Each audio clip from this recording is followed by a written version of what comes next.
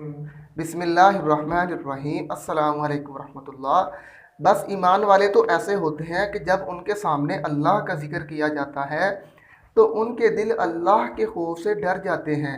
उनके दिल अल्लाह के खौफ और अहबत से, दर्दनाक अजाब से बचने के लिए डर जाते हैं। और जब उनके सामने अल्लाह की आयतों को पढ़कर सुनाया जाता है तो उनके ईमान बढ़ जाते हैं, उनके ईमान में मज़ीद इजाफ़ा हो जाता है।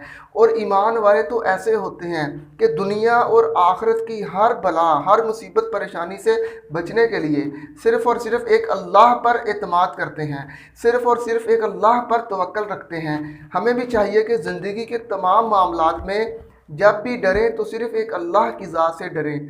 इस चीज़ का हवाला सूरत अनफ़ाल आयत नंबर 2 में है। वस्सलाम व रहमतुल्लाहि व बरकातहू।